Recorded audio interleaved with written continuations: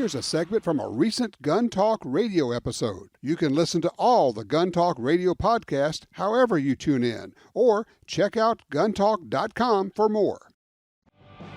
All right, welcome back to Gun Talk. Glad that you could be here. We are still over here at the world headquarters of Gun Talk down in Robert, Louisiana. It's kind of halfway between Baton Rouge and New Orleans, having a bunch of fun.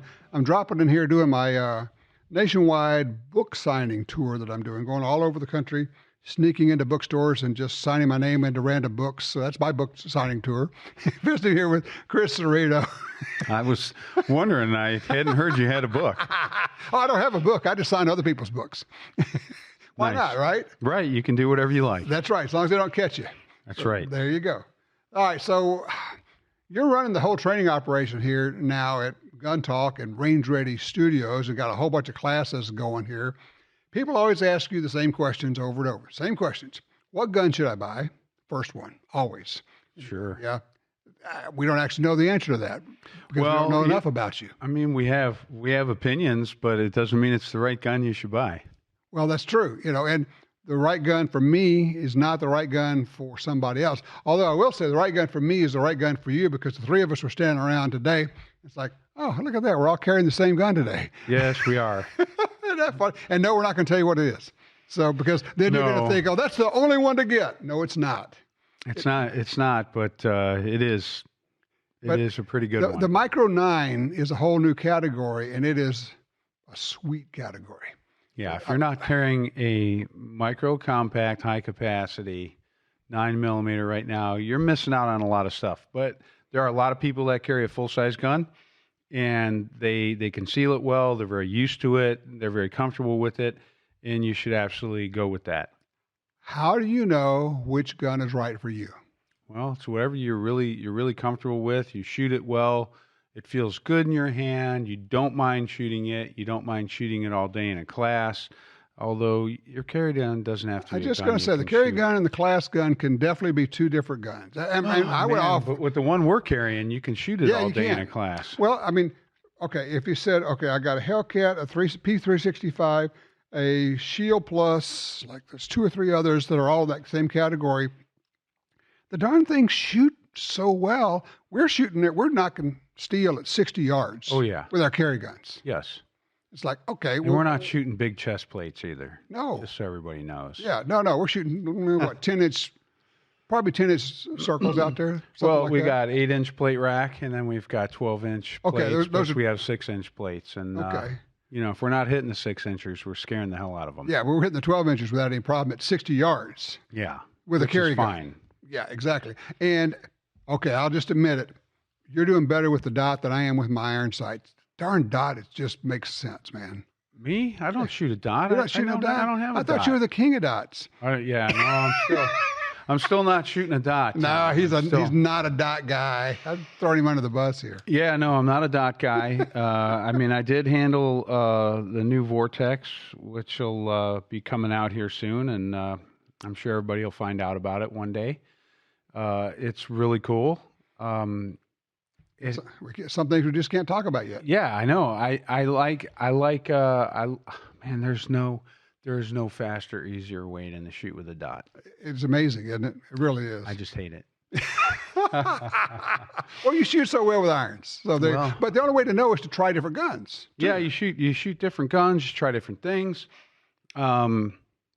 Listen, the problem is most people really don't try a gun. And they don't try concealed carry positions. They put it in their pants one day and they say, I just don't like that. Or they do it one time or for 1 minute or for 10 minutes. Mm-hmm. And they're like, I don't like that. I'll never get used to that. Well, how do you know? So they're all pretty much all uncomfortable at first. Tom, it's why we have boxes full of holsters and safes full of guns. Yeah, we do. Because we shoot something, then we find something else, and then something else comes out, or we go back to things sometimes too. Yes, yeah, and you need more than one option depending on the season and the way that you're dressing, depending on how you're going to conceal it. There's just a lot of variables in here. Yeah, I have 2 revolvers in my truck that are always in there, and the cool thing about revolvers is they almost always go bang. Right. You know, they don't have springs. They don't have, junk in them that are going to get clogged up or stop working. I started carrying a revolver in the yard. I mean, because when I'm dusty and dirty, the revolver is going to work better. You're carrying a judge now, aren't you? Yeah, my buddy over at Taurus, I talked to him, and he made me a deal I couldn't refuse. So how are you setting that up with the load, since it can carry, you could do 410 and you can do 45? Yeah, so I got my first round out is number 9 birdshot. For? Snakes, because I live in Louisiana. And you're not a real fan of snakes, if I remember. No, I'm not right. a fan, and I have a lot of acres, and I'm always around. I'm not talking about sore teeth either. I mean acres in land. I've got plenty of property. I'm always out there. The first one out is going to be number 9 shot. Okay. I should probably have 2 in there, but something about only having 5 shots. So the other 4 are some good quality carry loads for the 45 Colt. 45 Colt. Mm-hmm. Yeah. Which is a great round. And my Taurus shoots really accurately. That's what you were saying. I shot it offhand, standing 35 feet. I did a 2-inch group, and I wasn't even trying. And I thought, you know what? That's about the first time I've ever picked up a revolver. I mean, it's very rare that you pick up a revolver and like the first ammo you put in it, the first rounds you shoot through it, all go in the same spot. Because a revolver doesn't have adjustable sights, generally. Okay. And it shot straight, and I was like, well, that'll do, pig. That'll do. And I just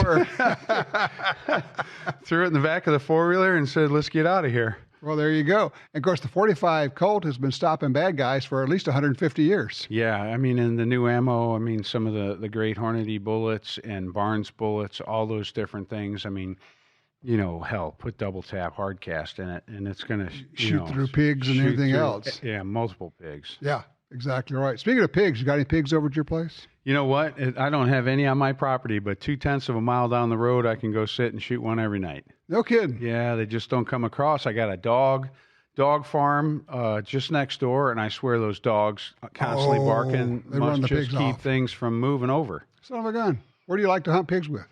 I like to hunt pigs with everything.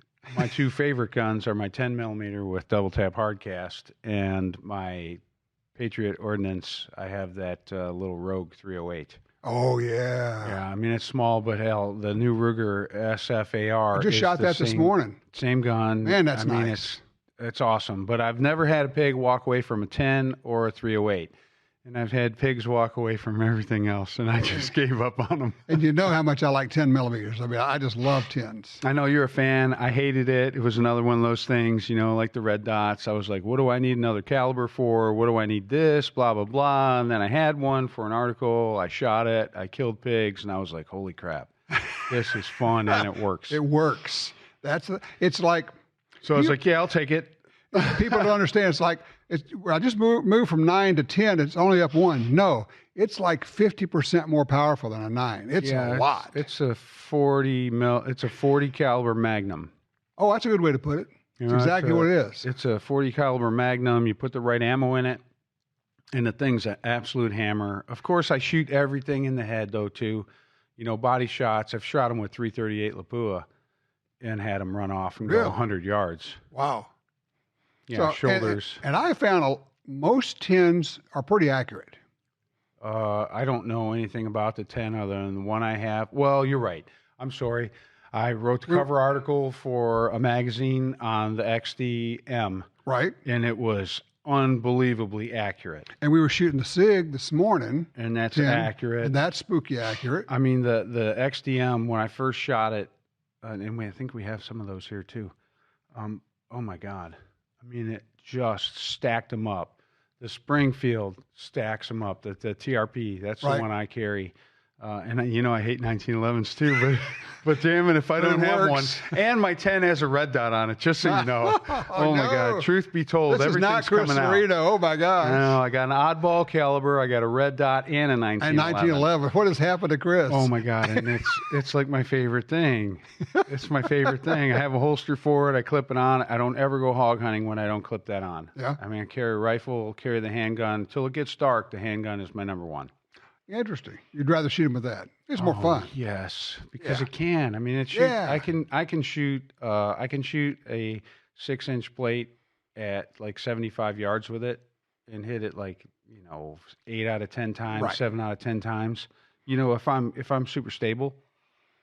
So, I mean, a pig is a lot bigger than that. One of my, you have these shots you always remember. One of my favorite shots I remember was a number of years ago was smoking a running pig, running in front of dogs with a 44 Magnum, just with iron sights, and just rolled it back, double action, 35 yards as he's running away, and just rolled him right there and going, yeah, okay, that'll work. Yeah, that's just fun. When the head stops moving, the body keeps going over him. That's funny. It is, exactly.